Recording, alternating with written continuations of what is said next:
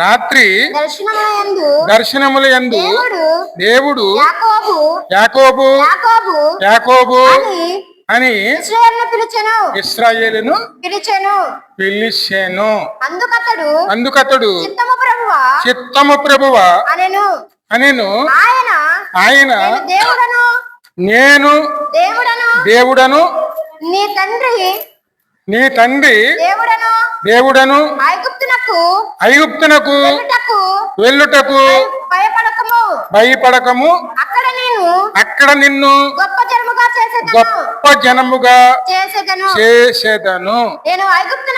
నేను ఐగుప్తునకు నీతో కూడా వచ్చేదను. అంతేకాదు నిశ్చయముగా నిన్ను తిరిగి తీసుకొని వచ్చేదను. నీ కనుల మీద తన చెయ్య ఉంచవనని చాలం. ఇక్కడ వాక్యంలో మనకి ఏమి తెలుస్తుంది? ఇక్కడ ఆ రాత్రి దర్శనమందు దేవుడు యాకోబు అని ఇశ్రాయేలును పిలిచాడు. ఎందుకంటే ఇది అత్యంత ప్రాముఖ్యమైన వాక్యం. ఎందుకంటే యాకోబు అని దేవుడు పిలిచారు.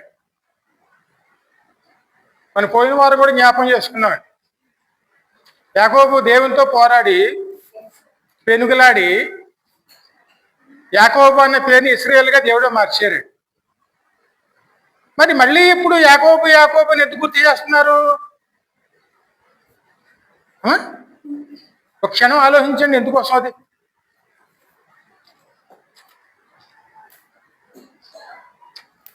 ఇప్పుడు ఐగుప్తుకు పంపిస్తున్నారు. ఎందుకంటే ఐగుప్తు అంటే ఈ రోజుల్లో ఈజిప్ట్ అండి. ఈజిప్ట్ దేశము దాని సాదృశ్యం ఏమిటంటే లోకం అని అర్థం అండి. ఆ రోజుల్లో ఐగుప్తుని లోకంతో పోల్చారండి.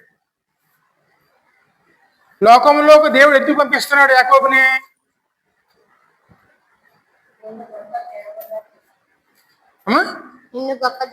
ఎందుకంటే మనం అందరూ బైబిల్ గ్రంథం చదువుతూ ఉంటామండి. అందరు జ్ఞానం చేస్తున్నారు కదా. ఆదికాండం అయిపోయింది. మరి ఆదికాండం ఏం చెప్పింది మనకి? ఒక మాటతో చెప్పు, ఆదికాండం ఏం చెప్పిందో మనకి?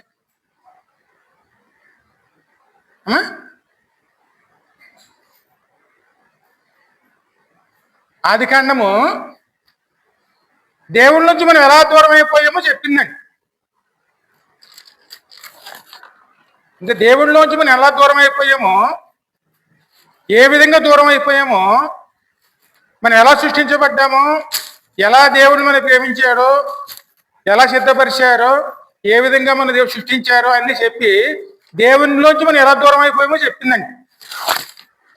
ఇప్పుడు దూరం అయిపోయిన మనల్ని తన యుద్ధకు నడిపించడానికి దేవుడు సిద్ధం చేస్తున్నారు. అందుకే యాకోబుతో అంటున్నారు అన్నమాట, యాకోబు అని. ఎందుకు అంటున్నారంటే మనలోనూ పాప స్వభావం ఉందండి. మనం ఎంతగా నీతిమంతులుగా ఉన్నామని ప్రయాసపడినాను, మనం నీతిమంతులు కాలేమండి. ఎందుకంటే మనం రక్షించబడ్డాం అన్నమాట వాస్తవమేనండి. కానీ మన రక్షణ ఎంతవరకు కాపాడుకోవాలి?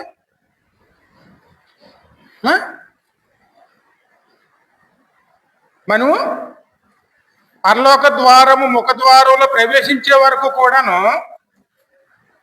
దేవుడు మనకి ఇచ్చిన దాన్ని కాపాడుకోవాలండి. ఖచ్చితంగా కాపాడుకోవాలండి. ఏ క్షణంలో అయినా సరే మనం తప్పుకోవచ్చు.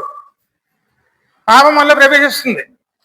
కానీ ఆ పాపం మనలో ఉంది కాబట్టి, ఆ పాపంతో పరలోకి వెళ్తానికి అవకాశం లేదు కాబట్టి, పాపం ఏం తీసుకొస్తుంది?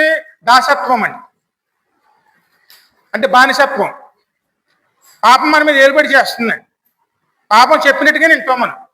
మనకు తెలియకుండానే అదే విధంగా ఆలోచిస్తూ ఉంటాం. ఏ విధంగా పాపాలు వస్తాయంటే తలంపుల వల్ల, మాటల వల్ల, చూపుల వల్ల, క్రియల వల్ల. వీటి వల్ల మనలో పాపం ప్రవేశిస్తుంది. అంటే మన తలంపులు, మన చూపు, మన చూపులు, మనను మన మాట, మన క్రియలు, వీటిలోంచి పాపం వస్తుంది. మరి ఇవన్నీ కూడా ఎందుకు వస్తున్నాయి? ఆదాము ద్వారా వచ్చిన పాపం అనే వాసన మనలో ఉందండి. అది ఉంది కాబట్టి యాకోబును అని పిలువబడ్డాడు. అంతే, యాకోబుగా పిలువబడ్డాడు. యాకోబు అన్న మాటకు అర్థం ఏమిటి? మోసగాడు అని అర్థం అండి. మోసగాడుగా పిలువబడ్డాడు అక్కడ యాకోబు. యాకోబుని దేవుడు రక్షించాడు. రక్షించినంత మాత్రం సరిపోదండి, చివరి వరకు కూడా నడిపించబడాలి. ఇప్పుడు మీరు ఈ మాట జాగ్రత్తగా గుర్తుపెట్టుకోండి. మరి రక్షించబడ్డాం, రక్షించబడిన మాత్రాన సరిపోదండి. దేవుడు మనకి ఇచ్చిన రక్షణ ఏం చేసుకోవాలి? మనం చివరి వరకు కాపాడుకుంటేనే మనం రక్షించబడతాం. ఏ సమయంలో అయినా సరే మనం దారి తప్పుకోవచ్చండి, ఏ నిమిషంలో అయినా సరే. ఎందుకంటే మనం ఎక్కడికి వెళ్ళిపోతాం? దాసత్వం అంటే. ఇందుకే దాసత్వం అంటే ఏముంటుంది?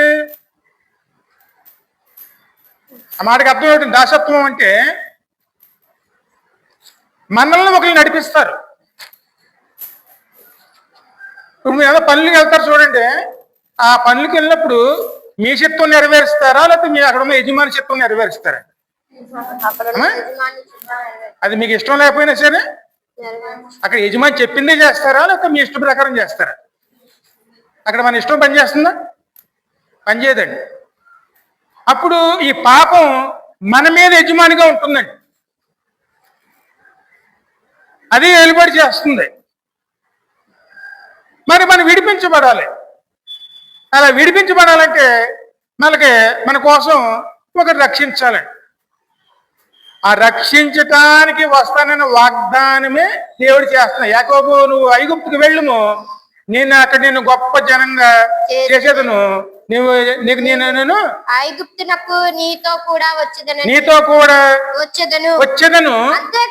అంతేకాదు నేను నిశ్చయముగా నిన్ను తిరిగి తీసుకొని వచ్చేదను. ఎందుకంటే ఇది ప్రాముఖ్యం అండి.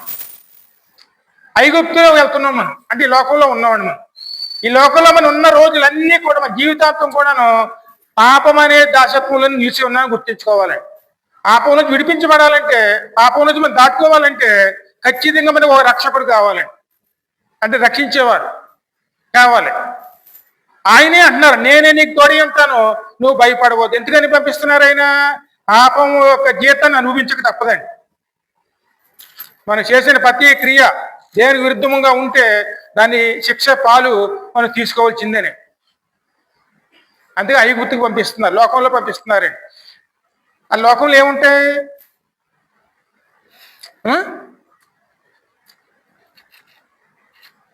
రోమీలు 7:13 నుంచి చదవమ్మా. 7:13 నుంచి.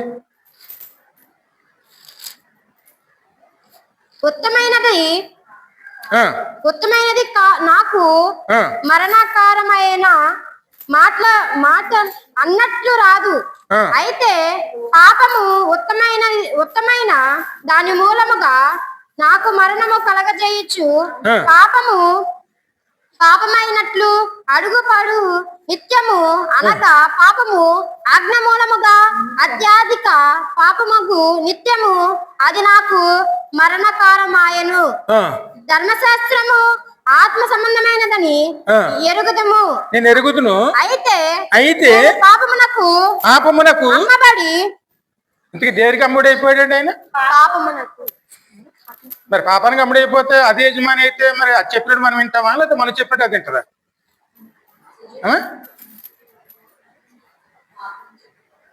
అని పాపం చెప్పినట్టు వినాలి కదండి. ఆ పాపం మన యజమాని అయిపోయింది అంటే మనం దాసులం అయిపోయాం. ఆ దాసత్వం నుంచి విడిపించాలి ఇప్పుడు. అందుకే యాకోబుకి ఎవరు తోడై ఉన్నారు? దేవుడు. ఎందుకు తోడై ఉన్నారు? ఆదామును బయటికి గెంటివేయబడ్డాడు. బయటికి గెంటివేయబడ్డాడు, పాపంలో నిలిచి ఉండి బయటకు పోయాడండి. అంటే దేవుని వద్ద నుంచి. ఇప్పుడు దేవుడే నిర్ణయించుకున్నాడు మనిషి ఎక్కడ ఉండాలి? దేవుని వద్ద ఉండాలి, దేవునితో ఉండాలి. కానీ మనిషి ఎక్కడ పోయాడు? పాపంలో పడిపోయి పాప దాసత్వంలోకి వెళ్ళిపోయాడు. లోకం అనే పాప దాసత్వంలోకి వెళ్ళిపోయి దేవుని దూరం అయిపోయాడు. ఇప్పుడు అదే మనిషిని దేవుని దగ్గర చేయాలంటే ఖచ్చితంగాను మరి నడిపించేవారు కావాలండి. అందుకే దేవుడు తానే నిర్ణయించుకున్నారు అనమాట. యాకోబు నేను నీకు తోడై ఉంటాను. దేవుడు మాట ఇస్తే అది మారదండి. నేను మార్పు లేని దేవుడు. మలాకీలో 3:5-6 వచనాల్లో ఉంటుందండి. నేను మార్పు లేని దేవుడను. ఆత్మను అది 3:5 చదువు. ఆత్మను మీకు అనుగ్రహించి మీలో మార్పు లేని దేవుని అనగా చదువు.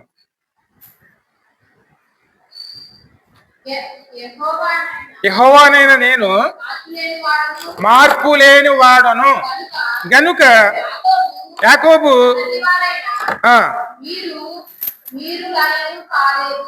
చూడండి, అంటే మీరు లయము, ఎందుకంటే దేవుడు నిర్ణయించుకున్నాడండి ఎలాగైనా రక్షించాలి. అలా రక్షించడానికి యాకోబుని ఎన్నుకున్నాడు. యాకోబు మోసగాడే, మోసంతో పాపాలు చేశాడు. ఇప్పుడు ఆ మోసగాడిని ఎక్కడ తీసుకెళ్ళాలి? వేస్తే పరలోకం తీసుకెళ్ళాలి. పరలోకం తీసుకెళ్ళాలంటేనే మోసగాడిగా పరలోకంలో ప్రవేశం ఉంటుందా? లేదండి. ఇప్పుడు ఈ మోసగాడిని ఎలాగైనా సరే పరిశుద్ధిగా మార్చాలి. పాపవతి జీతం ఏమిటి? మరణం, అంటే దాసత్వం. ఆ దాసత్వంలో నిలిచి ఉన్న మనల్ని విడిపించటానికి దేవుడే చిత్తపడి ఉన్నారండి. అందుకే అబ్రహాంకి 400 సంవత్సరాల పూర్వమే దేవుడు దర్శనం ద్వారాను ఈ మాటలన్నీ చెప్పారండి. అందుకే దేవుడు ఏం చెప్పారో అదే చేస్తారండి. ఆయనలో మార్పు ఉండదండి. యాకోబుని ముందుగా పంపిస్తానని అబ్రహాముకు ముందుగానే చెప్పారండి. నీ సంతానమును ఆ విషయం 15వ అధ్యాయం ఆదికాండంలో చూడ 15 అధ్యాయంలో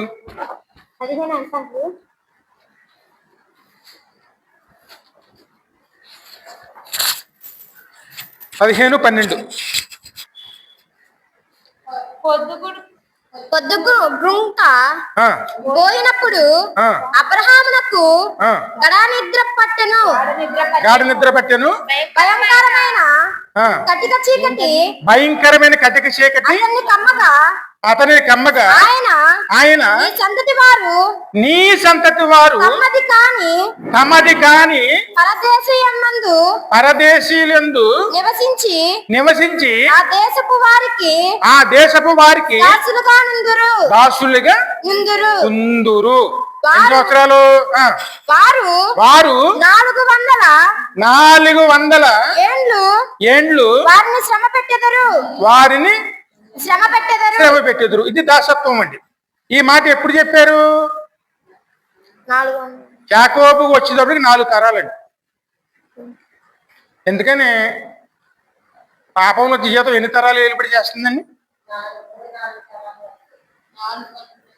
ఇంకా ఆ మాట వాస్తవమే కదండి.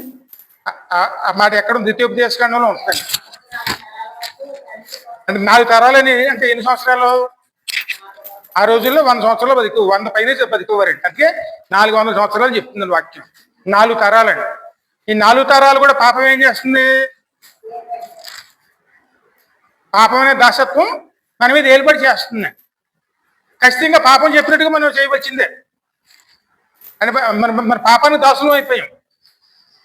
అందుకే మన మీద ఏం ఏలుబడి చేస్తుంది? పాపం ఏలుబడి చేస్తుందండి.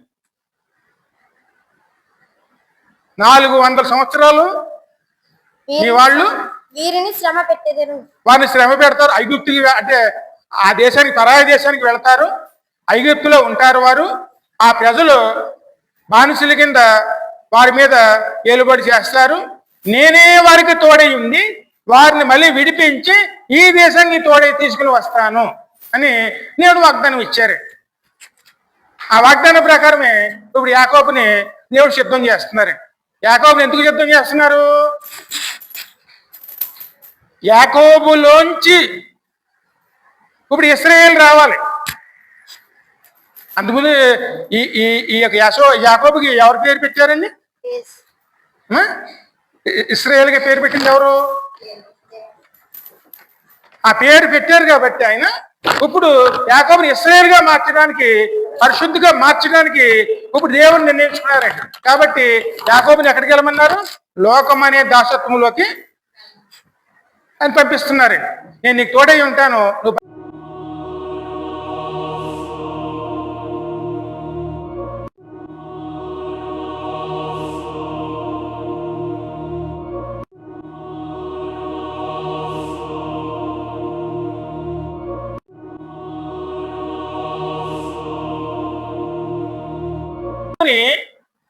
ఈ లోకనీతిని విడిచిపెట్టేశారు అనుకోండి, ఈ లోకం మిమ్మల్ని వెంటాడుతుంది, ఖచ్చితంగా శ్రమల పాలు చేస్తుందండి. ఏం విడిచిపెట్టదండి. అందుకే చూడండి, క్రైస్తవులు అంటే ఎంత లోకం ఉంటుందండి, హింసల పాలు చేస్తారు. అంటే మీకు అర్థం వల్ల చూడండి, ఇదే నాయనమ్మ గారు, శేషరత్నం గారు, వాళ్ళ నాన్నగారు ఏం చేశారు? ఆ రోజు బాప్తిసం తీసుకున్న వెంటనే నువ్వు నమ్ముకున్న దేవుడిని పక్కన పెట్టేస్తే నీ నుదుటిని గుర్తు పెట్టు, ఆ సేవలు నీ నుదుటిని గుర్తు పెట్టుకుని వస్తేనే నా ఇంటిలోకి నీవు ప్రవేశిస్తావు. అలా కాకుండా నా ఇంట్లోకి నీకు ప్రవేశం లేదని చెప్పి ఆయన బయట పంపించేశారు. ఆ తర్వాత అత్తమామల దగ్గరికి వచ్చారు. ఇక్కడే అత్తమామలు ఏమన్నారు? కడమవారి దేవుడు నమ్ముకున్నారు కాబట్టి కడమ వాళ్ళ దగ్గరికి వెళ్ళి అడుక్కు తినంటే, కానీ నా ఇంటి నుంచి మాత్రం ఒక పైసా కూడా ఇవ్వనని చెప్పారే. ఇవన్నీ ఎందుకు వచ్చినాయి? తల్లిదండ్రుల నుంచి వెలువేయబడటం, అత్తమామల నుంచి వెలువేయబడటం, ఇవన్నీ ఎందుకు వచ్చినాయి? ఈ లోక నీతిని విడిచిపెట్టి పరలోక నీతిని ఎంచుకున్నారు కాబట్టి, పరలోక నీతిని ఎంచుకున్న వారి మీద లోక నీతి ద్వేషిస్తుందండి. ఎందుకంటే ఒక ఇంట్లో ఉన్నవారు మనం అక్కడ చిన్న విభేదాల వల్ల మనం అక్కడ ఆ ఇంట్లో ఇడిపోతే ఆ పక్కన మన ఆ ఇంట్లో ఉన్నవారు తోటివారు మనం ఊరుకుంటారా? ఏదో విధంగా మనం ఇబ్బందులు పాలు చేస్తారండి. అంటే ఈ లోకంలో మనం జీవించాం, ఈ లోకనీతిని కాదనుకున్నాం, దేవుని వెతుకుంటూ వెళ్ళామండి. మరి దేవుని వెతుకున్న మనల్ని ఈ లోకనీతి ఊరుకుంటుందా? ఖచ్చితంగా మన మీద ఏలుబడి చేస్తుందండి. అందుకే ఈ పాపము దాసత్వంలో ఉన్న మనము ఈ లోకంలో వచ్చిన శ్రమలను ఎదుర్కోవడానికి సిద్ధంగా ఉండాలి. ఈ లోకంలో మనకి శ్రమలు వస్తాయి, బాధలు వస్తాయి, ఇరుకులు వస్తాయి, ఇబ్బందులు వస్తాయి. ఆఖరికి తండ్రిని ఇంట్లో కుమారుడే ఆ విషయాలు మరణానికి అప్పగిస్తారు. అత్తాకోళ్ళ మీద యుద్ధం జరుగుతుంది, అమ్మ కూతుల మీద యుద్ధం జరుగుతుంది, ఎన్నో శ్రమల పాలు కావాల్సి వస్తుందండి. ఒక ఇంట్లో ఉన్నవారు పక్కన ఉన్న వారితోనే విభేదాలు వస్తాయండి. ఇవన్నీ దేనికోసం వస్తాయి? నమ్ముకున్న దేవుడి వల్ల వస్తాయి. ఎందుకంటే మనం వెళ్ళే నీతి వేరు. మన నీతి ఈ భూ సంబంధమైన నీతి కాదండి. మనం వెళ్ళే నీతి పరలోక నీతి. పరలోక నీతికి బద్ద విరోధము ఈ లోకనీతి అండి. ఈ లోకనీతిని మనం అనుసరించాం, వాడిని పక్కన పెట్టేస్తాం. అందుకు ఈ లోకనీతిని వెళుతున్న వారికి మన శత్రుత్వం వస్తుంది. ఆ బాధలు ఎవరు అనుభవించాలి? ఈ లోకనీతిలో మనం అనుభవించవలసి వస్తుంది. కఠినమైన బాధలు అనేటువంటి దాసత్వంలోకి, పాప దాసత్వంలోకి యాకోబుని పంపిస్తున్నారు. నువ్వు వెళ్ళి 400 సంవత్సరాలు బానిసత్వంలో ఉండవలసి వస్తుంది. నేను నీకు తోడై ఉంటాను, నేను ఖచ్చితంగా విడిపించి నేనే తీసుకుని వస్తాను. ఆ మాటకు సాదృశ్యం ఈ లోకం అనే బానిసత్వం అండి. మనం ఖచ్చితంగా ఈ లోకాన్ని దాటాలంటే ఖచ్చితంగా మనకు దేవుడు కావాలి. ఆయనే మనం విడిపించాలి, మనం బలపరచాలి. అందుకే దేవుడు వాగ్దానం ఇస్తున్నారు అనమాట. నేను గొప్ప జనముగా నేను చేసేదాను. మరి గొప్ప జనం అంటే ఎవరు?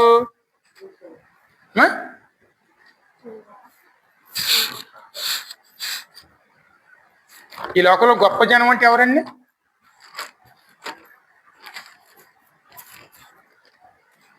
పరలోకవాసిగా నిన్ను చేసేదను అని కుమారులుగా మార్చుకుంటారు.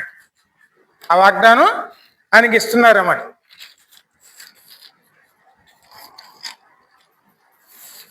ఇప్పుడు ఆ మాట విని ఇక్కడ యాకోబు వెంటనే ప్రయాణమే బయలుదేరుతాం మొదలుపెట్టాడు. యాకోబు దేవుని మాట విన్న తర్వాత తన కుటుంబం అంతా కలిసి లెక్కేసుకుంటే 70 మంది ఉంటారు. ఆ 70 మంది ఎక్కడ ఉంటారంటే యాకోబు కాకుండా తన కుమారులను మనవలు వీళ్ళందరూ లెక్కేసుకుంటే యాకోబు కాకుండాను 66 మంది అండి. యాకోబుతో వేసుకుంటే 67 మంది. ఏసేపు కుమారులు ఇద్దరు కూడా ఐగుప్తులో ఉన్నారు. వారిని కూడా చేర్చుకుంటే 70 మంది. వీళ్ళని ఇశ్రాయేలు జనాంగంగా దేవుడు ముందుండి నడిపిస్తానని వాగ్దానం ఇస్తున్నారండి. మీరందరూ కలిసి బయలుదేరి నేను చెప్పిన చోటికి మీరు వెళ్ళండి, అక్కడ మిమ్మల్ని గొప్ప జనాంగంగా నేను చేస్తాను. ఇదే మాట అబ్రహాము కూడా దర్శనం ఇచ్చారు కదండి. నీ సంతానం 400 సంవత్సరాలు బానిసత్వంలోకి వెళుతుంది, అక్కడ నేను వారికి వినిపించి నేను వారి గొప్ప జనంగా నేను వారిని తోడుకుని వస్తాను అన్నారు. ఆయనే తోడుకుని వస్తారే. ఆ మాట నెరవేర్చడానికి ఈయన జరుగుతున్నాడు. ఆ మాట విన్న వెంటనే ఆయన ప్రయాణమే ముందుకు వెళ్తున్నాడండి. అదే ఆయన ఎలాగ ప్రయాణమే ముందుకు వెళ్తున్నాడంటే అదే మూలవాక్యంలో 46వ అధ్యాయంలో 25 నుంచి 27 వరకు చదవము.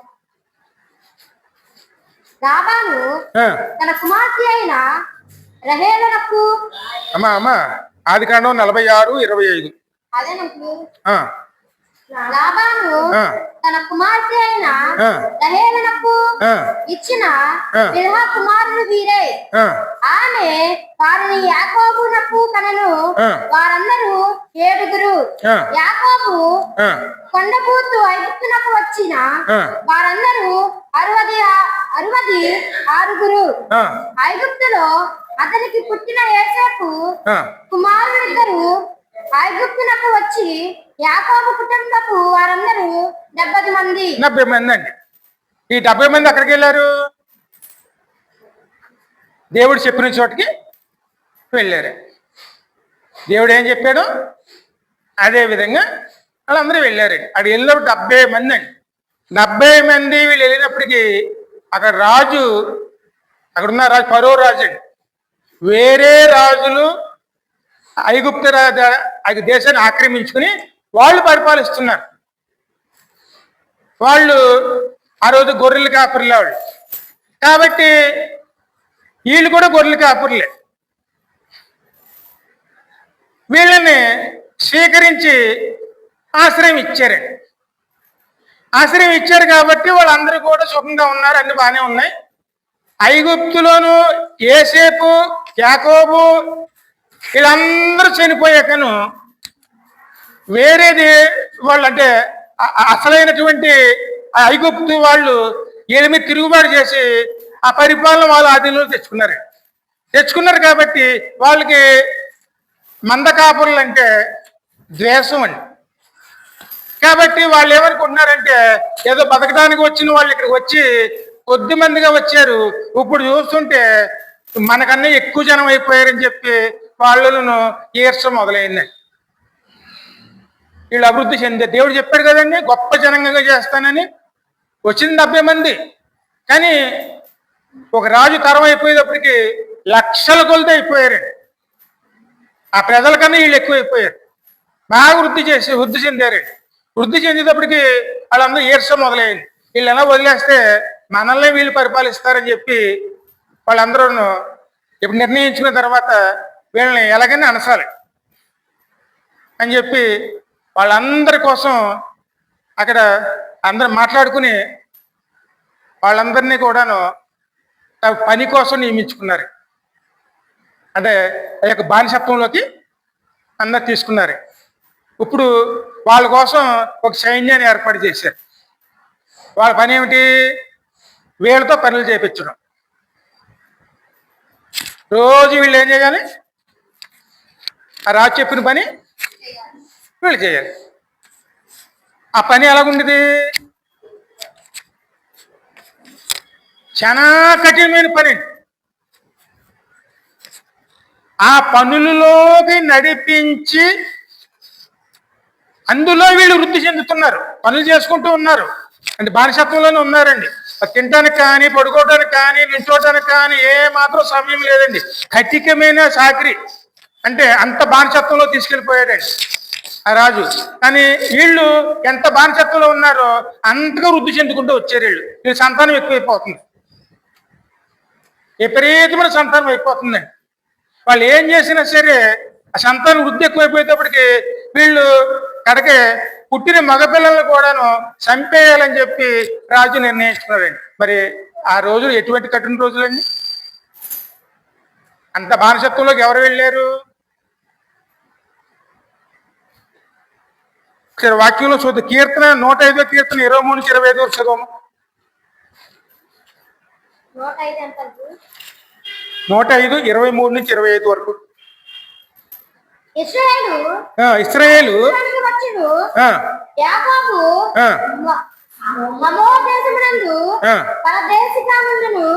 ఆయన తన ప్రజలకు బహు సంతానాభివృద్ధి కలగజేసెను. వారి విరోధముల కంటే వారికి అధిక బలము దయచేసెను. తన ప్రజలను పగచేయునట్లును తన సేవకులను ఎడల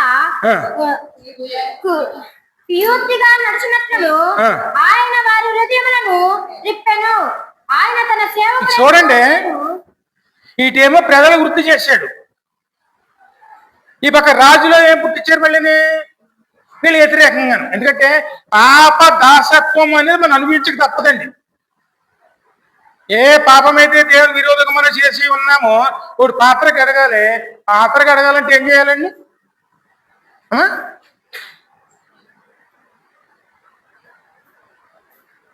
అంటే నీళ్ళు ఇళ్ళలో పెట్టి వేస్తే అయిపోతుందా? తోమాలండి. ఆ తోమి తోమి తోమి ఆ వాసన పోయే వరకు ఏం చేస్తాం మనం? ఇందులో పాలు పోసామనుకోండి, ఆ తర్వాత నీళ్ళు పోవడానికి ఎన్నిసార్లు కడగాలి? 3 సార్లు 4 సార్లు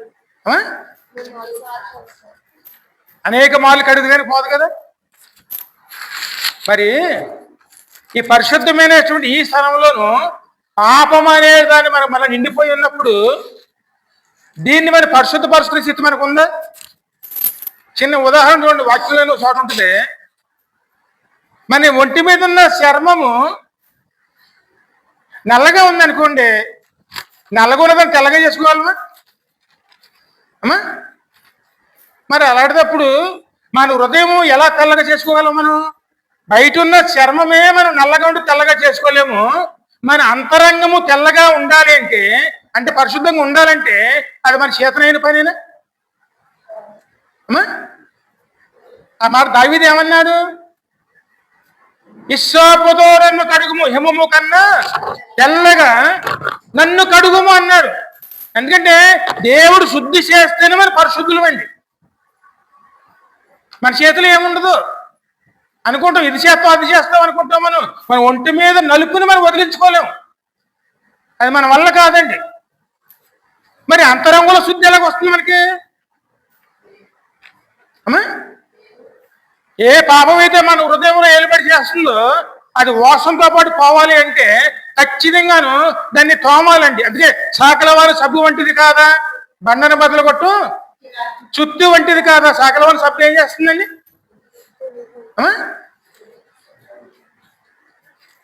తోమి తోమి తోమి ఏం చేస్తుంది? బాది బాది ఆ వస్త్రం తెల్లగా అయ్యే వరకు చూడు. బండను బట్టి ఏం చేస్తారండి?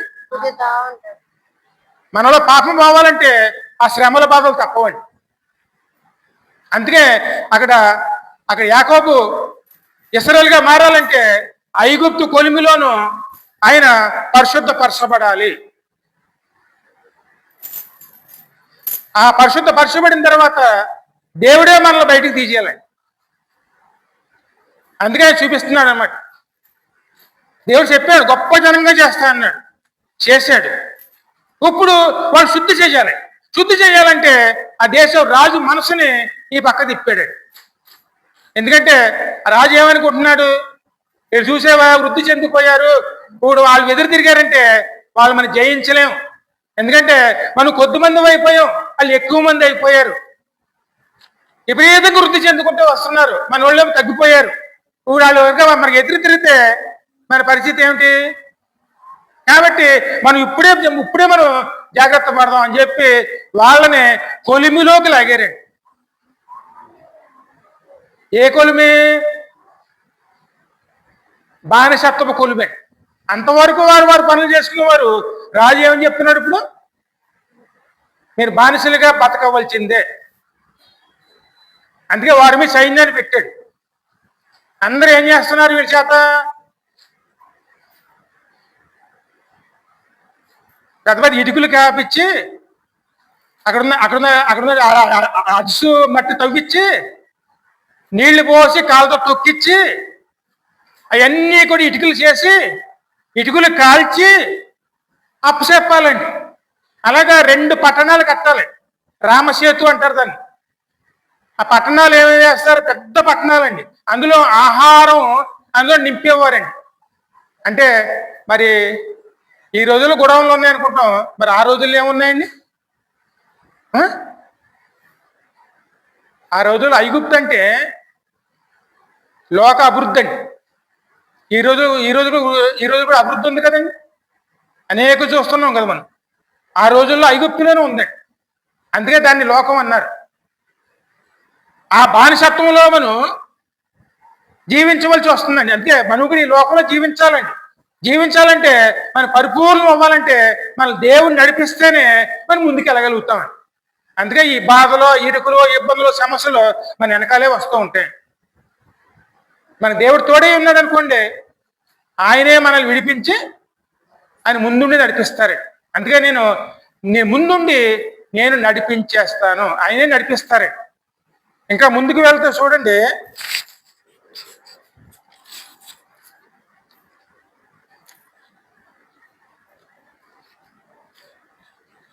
నిర్గమాకాండం 1వ అధ్యాయం 8-10 వచ్చిన చదువు.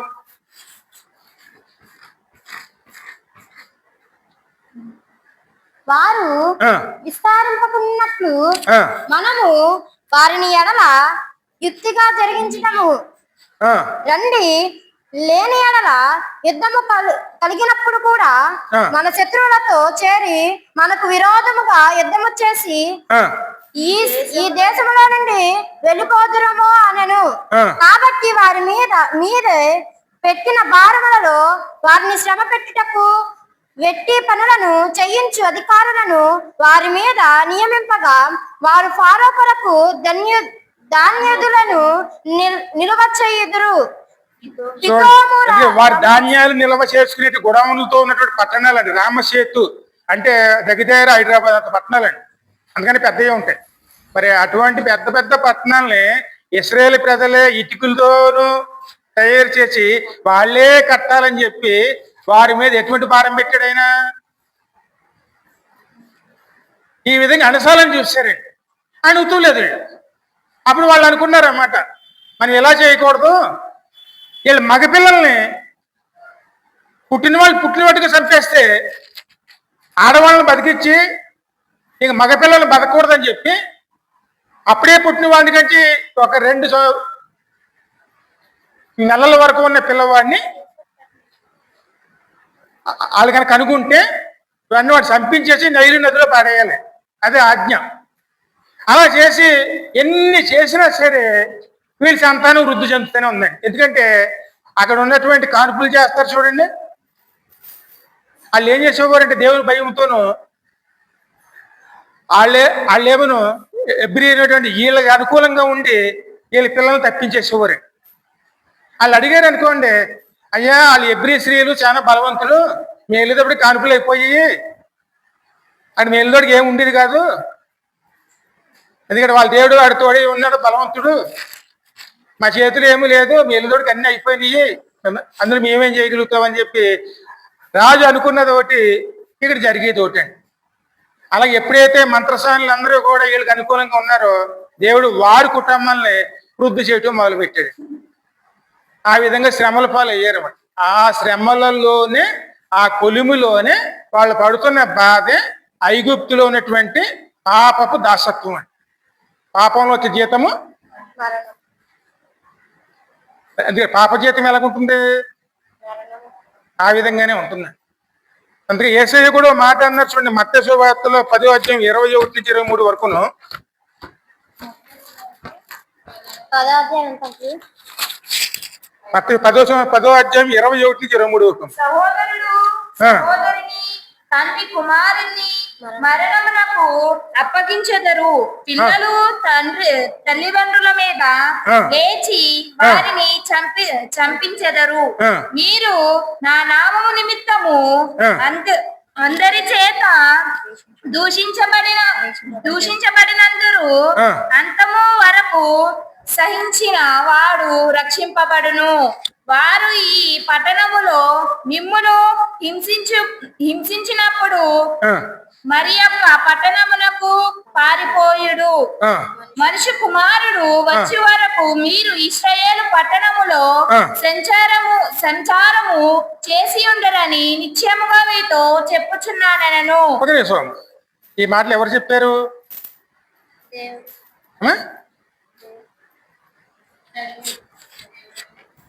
అంటే ఎదిరించమన్నాడా లేకపోతే తప్పించుకోమన్నాడా?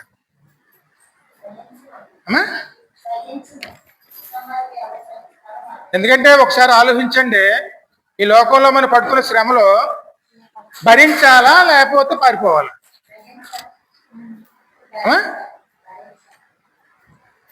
మరి జీవించడానికి వచ్చే ఇబ్బందులు చూడండి, శ్రమలు కానివ్వండి, బాధలు కానివ్వండి వస్తూ ఉంటాయి.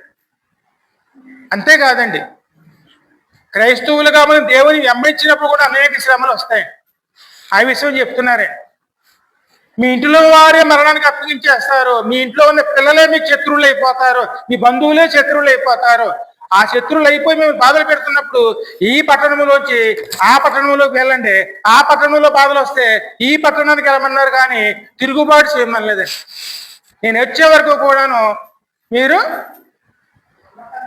నమ్మకంగా ఉండి వీటిలో మనం ముందుకెళ్ళేవారు ఉండాలి. క్రైస్తవులు శ్రమలేటండి. ఎందుకంటే మనం చెప్పుకుంటూ ఉంటాం చూడండి, ఆ పాస్టర్ గారిని చంపేశారు, ఆ క్రైస్తవుల్ని ఎలా చేశారు, ఆ గుళ్ళు ఎలా పాడు చేశారు అని చెప్పుకుంటూ ఉంటామండి. ఇది లోకం, ఖచ్చితంగా జరుగుతాయి. అదే మాట ప్రభు చెప్పారండి. ఆ మాట ప్రభు చెప్పారు చూడండి, ఎదిరించొద్దన్నారండి. ఈ పట్టణంలో శ్రమలు వస్తే ఆ పట్టణంలోకి వెళ్ళండి, ఆ పట్టణంలో శ్రమలు వస్తే ఈ పట్టణంలోకి రండి, కానీ నేను వచ్చే వరకు మీరు నమ్మకంగా ఉండుడి. ఎందుకంటే మనలో ఉన్న పాప దాసత్వాన్ని ఖచ్చితంగా మనం మౌనంగా భరించవలసిందేనండి. మన విడుదల వస్తేనే అందులోంచి మనం విడిపించబడతామండి. అందులో మనకి విడుదల రావాలండి. అప్పుడు వరకు కూడా మన మీద ఏమి ఏర్పడి చేస్తుంది? ఈ పాపమేనండి. ఈ పాపం ఏం చేస్తుంది? మనల్ని ఆ బానిసత్వంలో తీసుకెళ్తుందండి. అందుకే ప్రభు హెచ్చరిస్తున్నారు అన్నమాట, మీరు వచ్చే వరకు కూడాను నమ్మకంగా ఉండి మీరు ముందుకు నడవండి. అందుకే ఈ లోకంలో శ్రమలు, నిందలు, బాధలు ఎందుకు వస్తాయంటే దీనికోసమనే. అందుకే ఆశ్చర్యపోవాల్సిన అవసరం లేదండి. ఈ బాధలు ఎందుకు వస్తున్నాయి, నిందలు ఎందుకు వస్తున్నాయి, మమ్మల్ని అలాగన్నారు ఇలాగన్నారు అంటే ఏం ఆశ్చర్యపోవాల్సిన అవసరం లేదండి. యేసయ్యనే అన్నారు, యేసయ్యనే బాధలు పెట్టారు. ఎందుకంటే లోకనీతి ఎలాగుంటుందేమో ఒకసారి ఆలోచించండి. చిన్న ఉదాహరణ, న్యాయవాదులను ఏమంటాం మనం?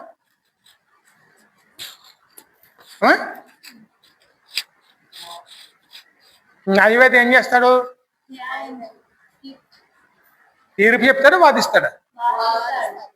ఇప్పుడు ఇద్దరు ఉన్నారు, ఇద్దరు సమస్య వచ్చింది, ఇద్దరి వైపు తలకు న్యాయవాది ఉన్నారు. ఇద్దరు కూడా న్యాయం వైపే ఉన్నారా?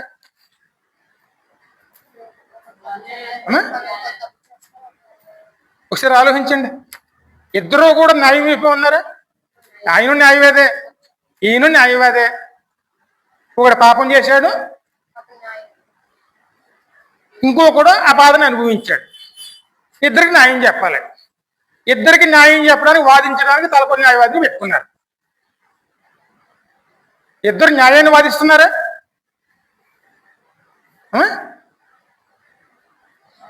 ఇద్దరులో ఎవరికి నోరు ఎక్కువ ఉంటే, ఇద్దరులో ఎవరికి ధనం ఉంటే, ఇంతకీ ఇది వాస్తవమే కదండి. ఇది లోకనీతి. అందుకే ఏ నేరం చేయలేదు. ఆ విషయం రాజు ఒప్పుకున్నాడండి. ఈ నీతి మంత్రి విషయంలోనూ ఆ పాపం నా మీద ఏలుబడి చేయకున్నట్టు నా చేతులు కడుక్కున్నాడని చెప్పి నీళ్ళతో కడుక్కున్నాడు. ఆయన తెలుసు నీతిమంతుడని. కానీ ఈ లోకం ఒప్పుకుందా?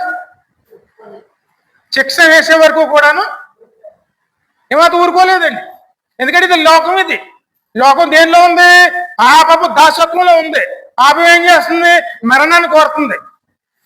పాపం ఎప్పుడు జీవాన్ని కోరుతుంది, మరణాన్నే కోరుతుంది. మరణం ఉన్న చోటు మనం ఉన్నాం. ఇప్పుడు మనం ఈ బాధలు మనకి ఎందుకు వస్తున్నాయని మనం ఆందోళన పడితే మనకు ఉపయోగం ఏమిటి?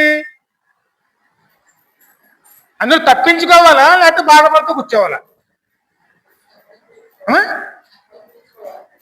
అందుకే మనం జ్ఞానంతో, వివేకంతో, దేవుని జ్ఞానంతో మనం వీటిని తప్పించుకుంటూ దేవుని కోసం ఎదురు చూసేవారు ఉండాలి. అందుకే దేవుని జ్ఞానం కావాలండి, లోక జ్ఞానం కాదండి. లోకం వేరు, దేవుడి జ్ఞానం వేరండి. ఎందుకంటే దేవుని జ్ఞానానికి, లోక జ్ఞానానికి, ఆకాశానికి భూమికి అంత ఎడమ ఉందండి. ఎప్పుడు లోక జ్ఞానంతో దేవుని చూడకూడదండి. దేవుని జ్ఞానం వేరు, లోక జ్ఞానం వేరు. అందుకే అందరూ నీ తలంపులు వేరు, నా తలంపులు వేరు, నీ ఉద్దేశాలు వేరు, నా ఉద్దేశాలు వేరు. ఆకాశానికి భూమికి ఎంత ఎడముందో అంత ఎడమ 55వ అధ్యాయం యెషయా గ్రంథంలో ఉంటుందండి. అంటే దేవుని తలంపులు వేరు, మన తలంపులు వేరండి. అందుకే మన వాక్యానుసారంగా దేవుని నీతిని వెతకాలి తప్ప లోకానుసారంగా వెతికామనుకోండి పాపంలోకి వెళ్ళిపోతామండి. అందుకే ఒకవేళ అది మంచి కోసం అనుకోవచ్చు, కానీ దేవుని చెప్పిన దాంట్లో వెళ్ళటమే మనం చెయ్యాలండి. అందుకే నా నీతిని, నా రాజ్యమును వెదుకుడి అన్నారు ఆయన. అందుకే మనం ఎవరిని వెతకాలి? దేవుని నీతిని, దేవుని రాజ్యాన్ని. ఈ లోకనీతి కాదండి. ఈ లోకనీతిని వెతికిన వారు ఎవరైనా సరే ఈ బానిసత్వంలో నశించిపోతారండి.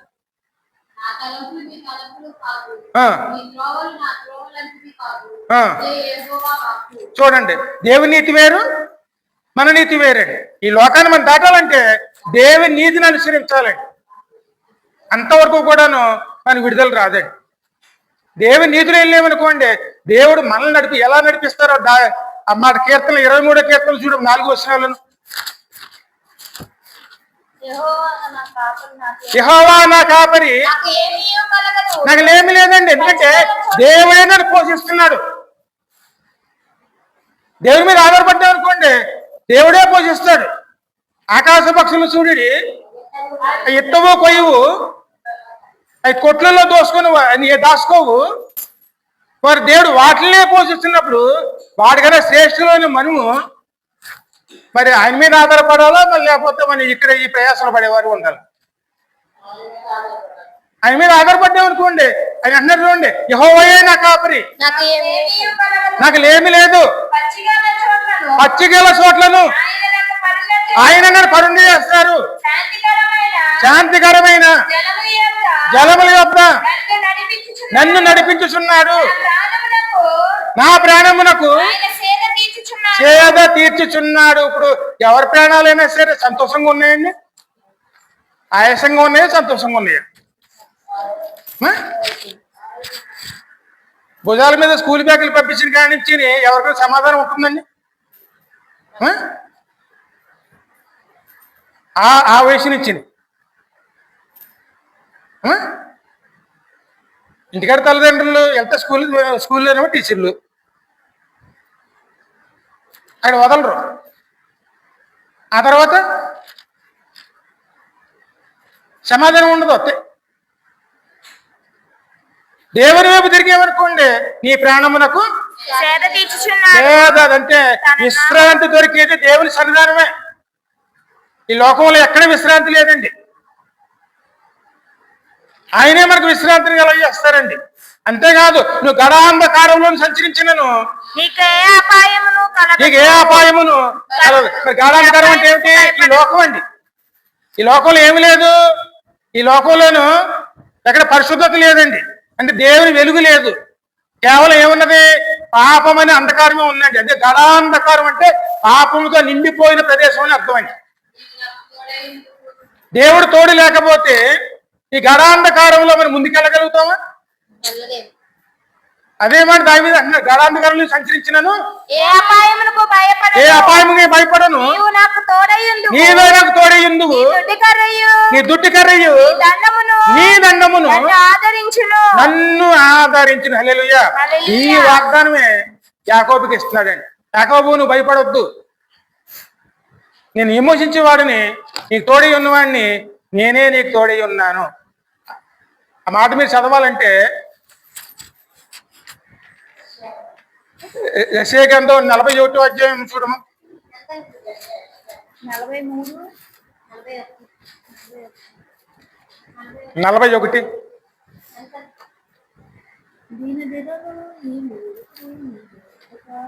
41 8 నుంచి చదువు. 8, 10 వస్తున్నాను. నా సేవకుడైన అమ్మా ఇశ్రాయేలు నేను ఏర్పరచుకొనిన యాకోబు నా స్నేహితుడైన అబ్రహాము సంతానమా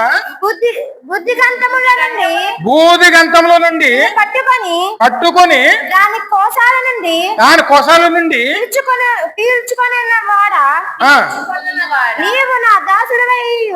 నీవు నా దాసుడు నేను నిన్ను ఉపేక్షించక ఏర్పరచుకొంటియుంటిని.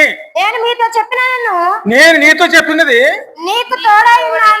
నేను నీకు తోడై ఉన్నాను, భయపడకము. దేవుడు ఎందుకు చెప్తారు భయపడొద్దని ఎందుకు చెప్తున్నారు ఆయన?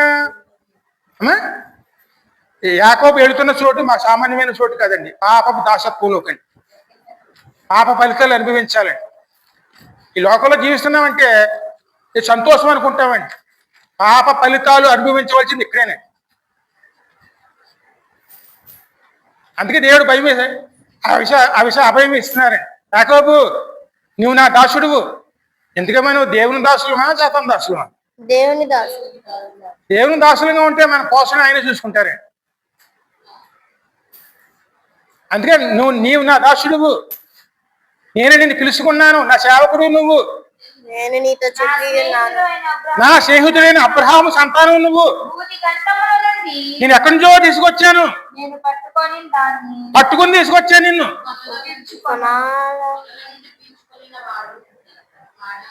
చూడండి దేవుడు ఎంతలా తోడే ఉన్నాడు చూడండి. ఇప్పుడైనా సరే మన దేవుడి సహాయం లేకపోతే ఈ లోకంలో ఒక్క రోజు కావడం కూడా చాలా కష్టం అండి. ఒక రోజు కూడా ముందుకెళ్ళలేం. పాపం చాలా భయంకరమైంది. అందుకే పౌలు అన్నాడు, ఇటు దౌర్భాగ్య స్థితి నుంచి నేను ఎవరు రక్షిస్తారు? ఎందుకంటే నేను మంచి చేయాలనుకుంటున్నాను, కానీ నాలోని పాపం ఏం చేస్తుంది? నేను అనుకున్న పని చేయనివ్వట్లేదండి. పాపము తానే ఉండి మనల్ని చెడు చేపించే విధంగా నడిపిస్తుందండి. ఎంత సేవకుడైనా చూడండి, చిన్న కోపం వస్తే ఏమంటాడండి? ఆయనకైనా కోపం వస్తే ఏమంటాడు? అన్నదా అన్నమాట. కానీ ఎందుకంటే మోసే చూడండి, ఆ ప్రజలు కోపం తెప్పిస్తే ఏమన్నాడు ఆయన? ద్రోహురాలు అన్నాడా? ఆయన నోట్లో నుంచి ఏమొచ్చింది?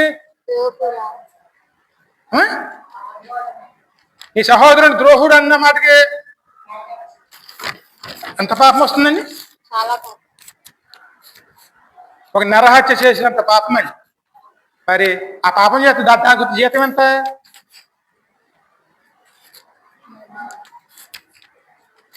ఇది మన పరిస్థితి.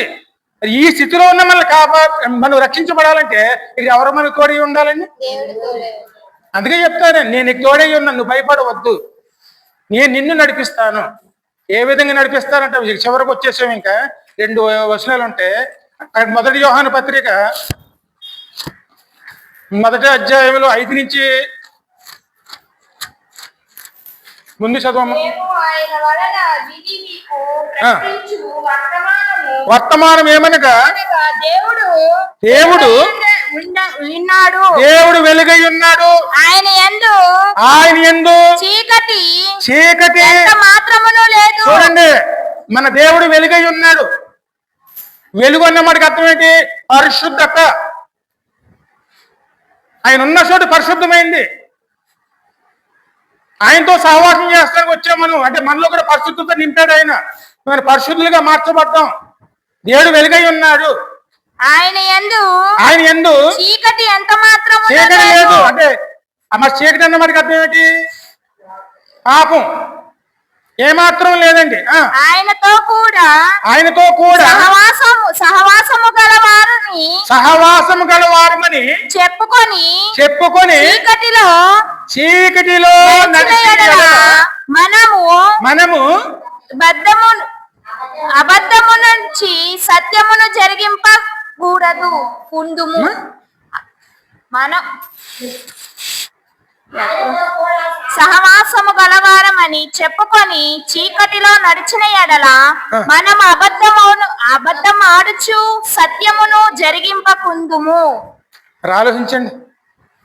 దేవుని మాటలు చదవచ్చు నోరు ఇంట్లో ఓలాగా, బయట ఓలాగా, మందిరంలో ఓలాగా మాటలు వస్తే మనలో ఉన్న పరిశుద్ధాత్ముల వల్ల ఏం కలుగుతుందండి?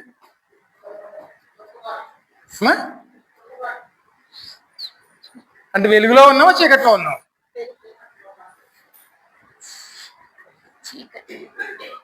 చీకటి అంటే పాపం, పాపం అంటే దాసత్వం.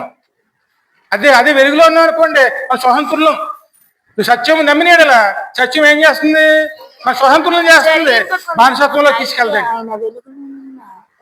మరి నమ్ముకున్న దేవుడు ఎవరో వెలుగు. అయితే ఆయన వెలుగులో నడుస్తున్నాం మనం. ఆ వెలుగులో నడవాలంటే మనలో ఏముండాలి? సహవాసం, అన్యోన్య సహవాసము గలవారమై ఉందుము. అప్పుడు ఆయన కుమారుడైన ఎప్పుడైతే మనం వెలుగులో నడుస్తూ ఆయనతో సహవాసం చేయడం మొదలు పెట్టామో అప్పుడు ఆయన కుమారుడు రక్తము మనలోకి వచ్చి పాపము నుండి మనలను పవిత్రులుగా చేస్తుంది. అదే విడుదల అండి మనకి. అందుకే యాకోబు నీకు తోడై ఉన్నాను, నేను రక్షించేవాడిని నేనే.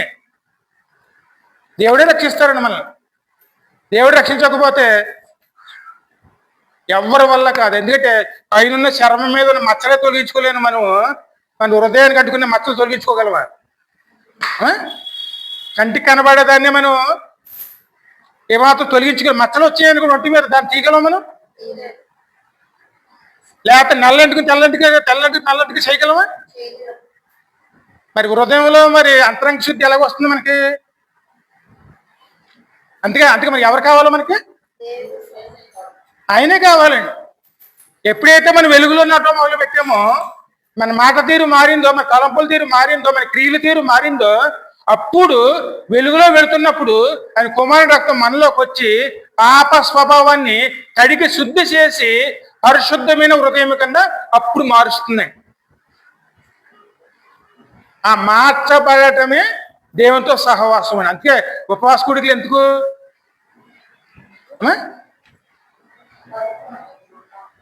పాపములు కడుక్కోవటానికి, దేవునితో మనకున్న సంబంధాలు సరి చేసుకోవటానికి, దేవుని దగ్గర అవ్వటానికి. అందుకే ఉపవాస కూడికలండి. ఇప్పుడు మనకి జ్ఞాపకం. అందుకే ప్రతి శుక్రవారం ఉపవాస కూడిక ఎందుకు మనకి? దేవునికి ఎంత దూరమై ఉన్నామో దేవుని దగ్గర అవ్వాలి. మనం అవ్వాలంటే ఆయన కడగాలి. ఆయన కడగాలంటే ఆయనతో మనం అన్యోన్య సహవాసం చేసేవారు ఉండాలి. అలా వెళ్ళామనుకోండి, ప్రతి పాపము నుంచి కూడా ఆయన శుద్ధి చేసి ఆయన నడిపించడం. అందుకే యాకోబు నేను నీకు తోడై ఉన్నాను. అందుకే దేవుడు మనం నడిపించడానికి ఆయన ఈ లోకానికి వచ్చారండి. అందుకే ఈ లోకంలో ఎప్పుడైనా సరే పాప దాసత్వం అని ఉన్నదని పక్కనే ఉన్నది. దాంట్లో జాగ్రత్తగా ఏమనుకోండి, ఖచ్చితంగా మనం ఎందులో పడిపోతాం? మనం ఖచ్చితంగా పాపంలో పడిపోతాం. అందులో పడకుండా ఉండాలంటే